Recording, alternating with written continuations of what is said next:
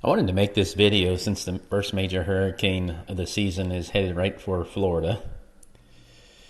For the first major hurricane, usually of the season, most people will panic, buy everything off the shelves.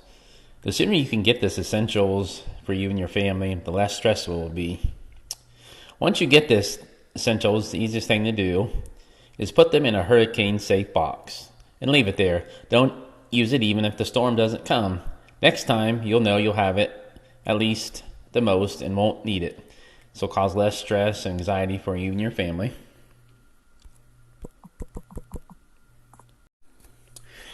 If we were just meeting, my name is Tim, and I run a channel called Learn to Defend Yourself, where we teach weekly tips on how to defend yourself and protect your family.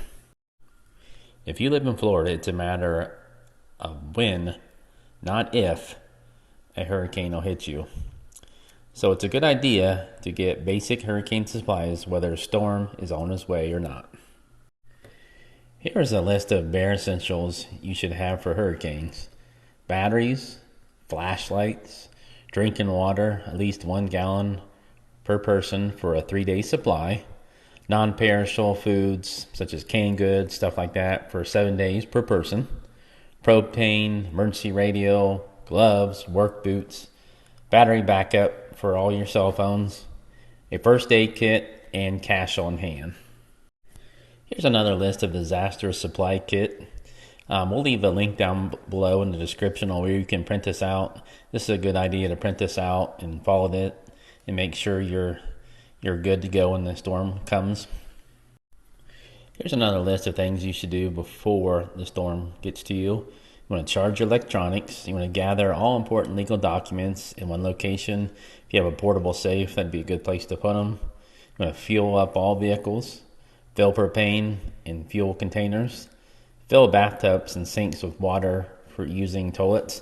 This is in case the water goes out. You'll have water in the bathtub. You can dump it in the back of your toilet, and that way you can flush the toilets. Take pictures of the inside and outside of your house for insurance records in case your house gets damaged.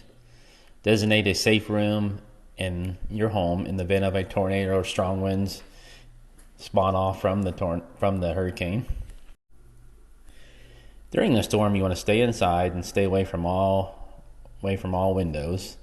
And you want to go into your safe room and have your emergency radio in there and listen to local weather reports. After the storm is when it could get kind of crazy in your area. Depends on what happens. If there's a lot of damage, there could be looting going on. There could be